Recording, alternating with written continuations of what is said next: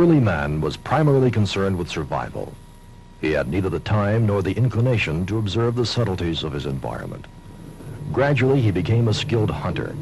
So skilled, in fact, that he found he had time on his hands. Time to take a closer look at this strange planet. He stared in wonderment at the night sky and watched the night melt into day and the heavens yield to the sun. And the sun and stars provided him with light from above. And he remembered this.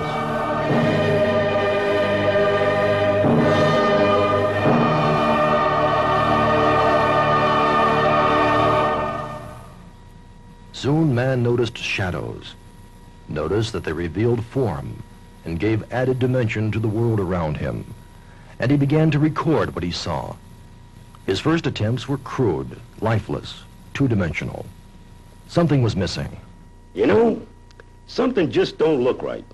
I'm no art critic, you know, but I like what I like, and, well, it just seems to me something's missing. Finally, man remembered a phenomenon he observed in nature. The side of an object which faces the sun is brighter than the opposite side. His later creations attempted to capture this feeling. Hey, I like it. Yeah, that's a heck of a lot better, Harry. It's all right. And it was a great improvement. Until one day, the great artists of the world convened for the first time to discuss their craft. Where should we place our primary source of illumination? Asked one of the members. No one seemed to know. Should our source of light appear to be coming from below eye level, he asked. The committee turned in a no verdict. Even early cavemen hung torches high in their caves to try to duplicate nature. And surely the sun and stars have established the precedent.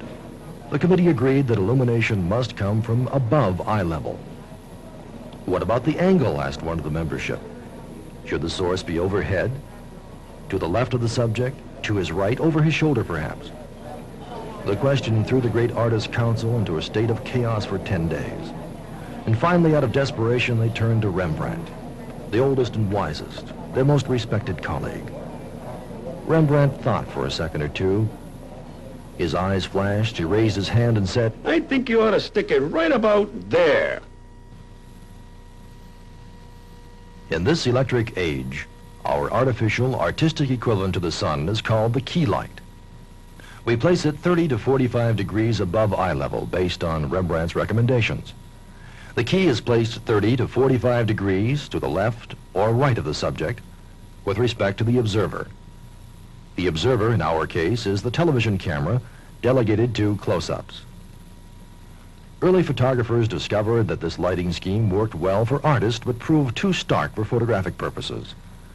Where the eye could observe detail in the shadow areas, photographic film and later the television camera could not.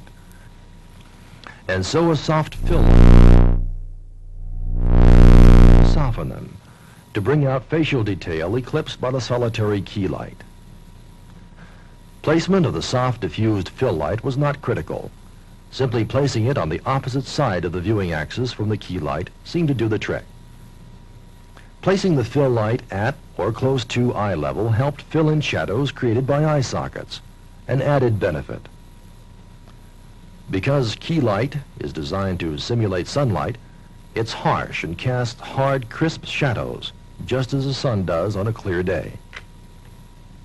And so key is produced by a spotlight. Again, it's hard and serves primarily to produce shadows, to give form to three-dimensional objects. Diffused lights, floodlights, serve as fill lights. These instruments cast soft, diffused shadows. Placing a spotlight behind the subject adds highlights to the hair and separates the subject from the background. The instrument is placed 30 to 45 degrees above the subject. This light source is called backlight. Backlight is usually located on the viewing axis. Again, for the sake of television, this refers to the close-up camera. Although backlight does not occur in nature, nor was it found in Rembrandt's rule book, photographers generally agree that backlight produces a more pleasing picture. Adding background lights completes our basic lighting setup. Background lights consist of soft floods located to light the background or set without spilling light on the subject. Specially designed background instruments light set walls evenly from top to bottom without producing bright highlights near the top of the set. And there we have it. Key light, fill light, backlight, and background light.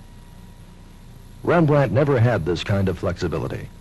With a few simple instruments, we can vary the mood of our lighting, or we can produce a pleasing, well-lit picture every time.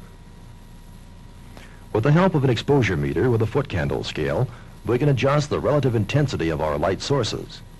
This Iconic L28 meter reads directly in foot candles. Turn on the fill light only. Place the meter in front of the subject, aiming the photocell toward the light source. Note the reading. Turn off the fill and turn on the key. Now measure the intensity of the key. It should be 1 1/2 to 2 times the intensity of the fill light. Adjust the key light, flooding or spotting it to produce the desired intensity. Dimmers are more convenient. If you're lucky enough to have dimmers, use them. Again, the key to fill ratio is about 2 to 1 for black and white television, 1 to 1 for color. Because hair can vary from white to blonde to black, and because backgrounds vary so widely both in color and tone, it's impossible to set a value for back and background levels. Use your eye, adjusting these light levels for a pleasing balance with the subject. Keep your eye on that well-adjusted studio monitor. Our thanks to Rembrandt for his foresight and guidance. Thanks, too, to our forefathers whose keen powers of observation lay the groundwork to discovery, and to Tom Edison, who invented the electric light bulb and later discovered the monthly light bill. They provided the tools, gave us direction, and lit the way.